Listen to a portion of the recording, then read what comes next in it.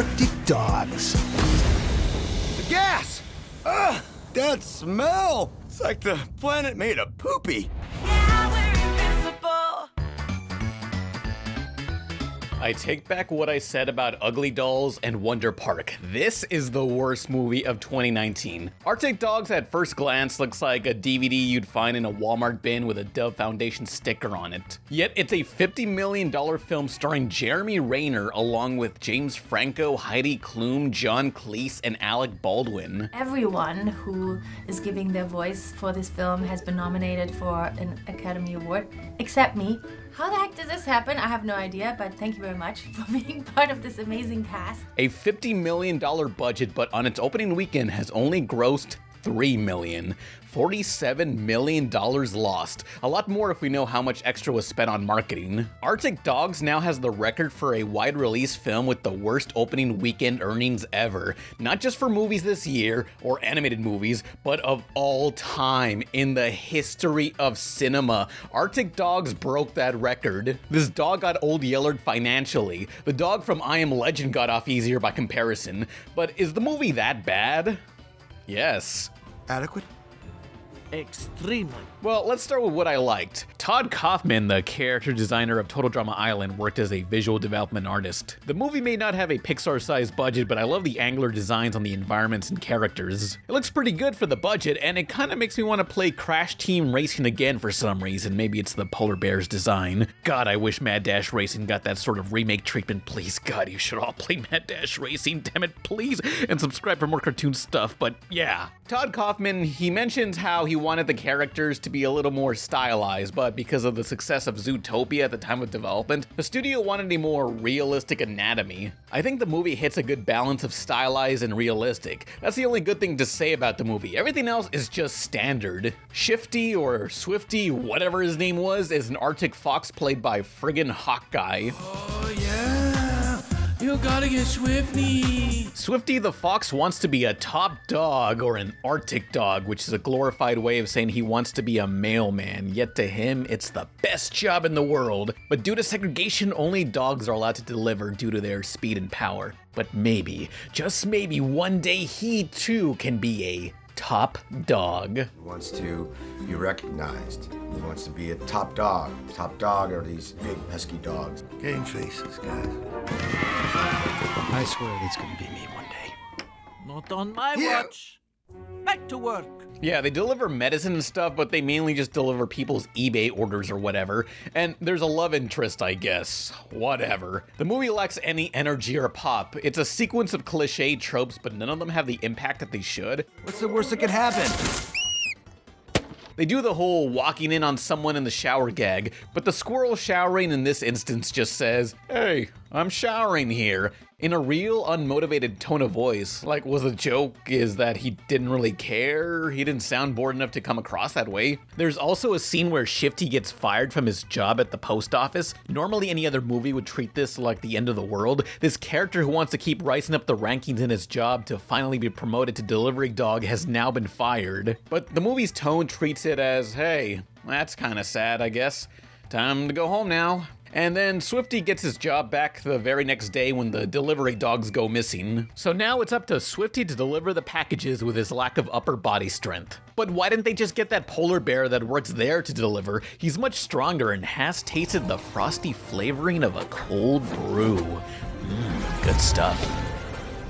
Now this is where I gotta get into spoilers because this movie goes into such odd directions. Swifty ends up delivering a package to a supervillain who shows up halfway through randomly, a walrus on robotic spider legs, and of course he's got his own set of minion ripoffs, except they're puffins. Drum roll, please. It's just an expression. While at this evil base, Swifty sneaks inside to retrieve a pen the villain accidentally took. He doesn't notice the guy's evil quite yet. Swifty realizes, wait a minute, the missing sled dog's collars are in this trash can in this hidden base for some reason. He then rushes back to the post office to tell everyone, but the whole office threw him a surprise party, and he completely forgets about the supervillain kidnapping. Here's where we're reminded Swifty is a character who desperately wants fame any way he can get it. So, who's gonna be a good boy? Who's gonna be top dog? Oh, that's you. Oh, look at me. Oh, no, that's you. Top dog. You are. Top dog! And you know why they threw him a party? It's because he managed to do his job. Like, it's a very condescending thing. Good job, Swifty. You did the bare minimum this time. Woo! Yet everyone here is so genuine about it, and Swifty is just like loving it. Just like, yes, they like me. They like me for doing my job. And it's like, Swifty. It doesn't come off that way in the movie, but I'm pretty sure they're trying to insult you. Let's crank it up! During this party, his love interest, who will be the victim of many furry artists, I just know it, realizes he's kind of a fame whore and maybe a sociopath and wants nothing to do with him, so she just leaves. Jade, that's her name, Jade. Jade doesn't really need him, and she has a job building stuff for some client. But who is this client? Oh no, it's the evil walrus who plans to frack the earth by digging into the center and releasing hot gas to melt the ice caps in what they flat out call global warming. Yeah, surprise fracking and global warming messages. He wants to do this because, much like Swifty, he too wants to be famous for this. Eventually, Jade's inventions are no longer needed as the villain puts her in a cage along with the rest of the post office employees who get captured. Swifty gets mad at her for helping the bad guy, but Jade clarifies that she had no idea anything she built was used for evil. She just did the job and was offered payment and the possibility of being famous for inventing or something. Like, every character in this movie is weirdly fixated on fame. Maybe they just want to learn how to fly. But Swifty is still mad at her, telling Jade she shouldn't have been manipulated to begin with. Like, how dare you let yourself be manipulated, Jade, by this man in a position of power who lied to you and offered you what you wanted. This is your own fault. If I remember correctly, she's sort of vilified after that until she redeems herself later by saving them. That or they just drop it and forget about making her out to be guilty. I don't remember. It's a very, what's the word? Bad scene. Like, wow, given what year this came out in, that's an odd thing to put in a kid's film. Like, kids, Arctic Dog says if you're ever manipulated and lied to, it's your own fault. You're just as evil as the person who abused you. Like, way to blame the victim. What the hell, Arctic Dogs? That's not fair. Is it fair that I have to run business with antique equipment and employees who are only extremely adequate? No.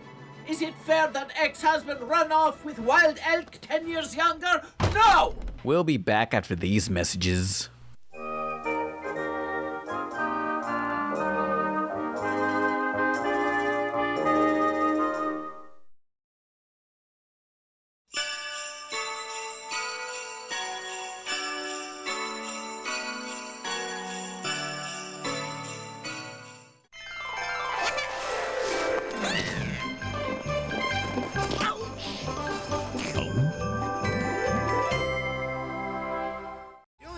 Remember for now is not being memorable, like that other guy. What guy?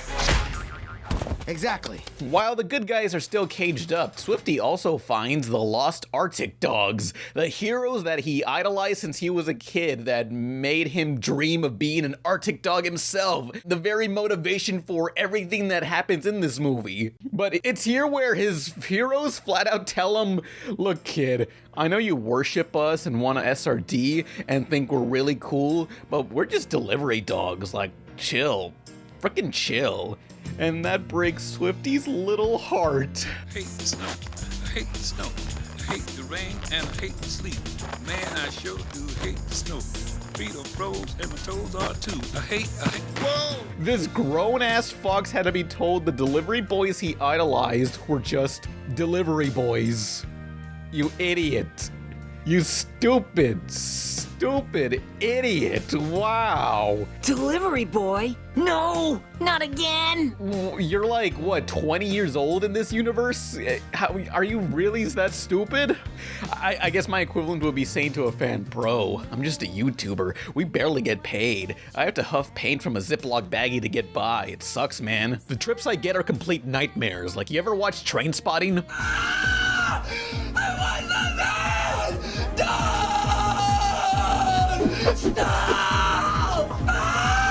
But yeah, the movie of course ends with everyone saving the day and Swifty having to get naked for an uncomfortable amount of time. Don't ask. He turns invisible in the snow because his fur is so white and he's gotta take his clothes off. Yeah, this movie's gonna do really well with the Alpha and Omega fandom, if you know what I mean. Been playing by the rules, but they don't apply to me. They always say I don't belong. Well, I'll give the movie props. It's not the Balto ripoff I was expecting. Arctic Dogs is just a boring movie. If I wasn't reviewing it, I would have stopped watching it. There's hardly anything to make fun of, but if you want to hear Jeremy Renner debut his singing career, fast forward to the end credits. I wanna make you a believer.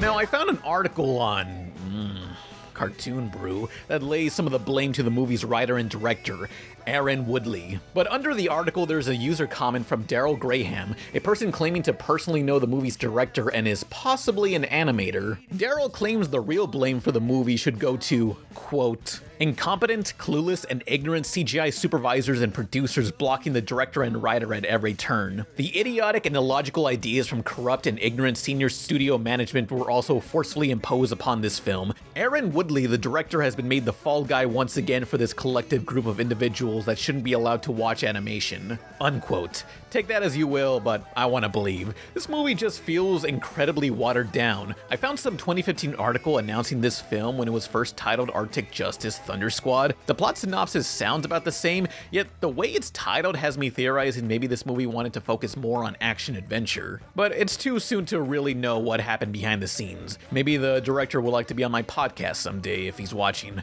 Regardless, all we're left with is Arctic Dogs. Play me out, Jeremy Renner. I wanna make you a believer. Carry the weight, make you believe it. There's more for your Christmas at Sears. Save $20 on this Craftsman timing light, now just $29.99. This special purchase 1.5-ton floor jack is only $29.99. This exercise bike with speedometer, just $99.99. And this cassette car stereo with coaxial speakers is $99.99. So wrap up a beautiful Christmas. There's more for your life at Sears. Jim here's been in diapers 8 months, Gloria 6 months, Pam 10. Me, I've been around.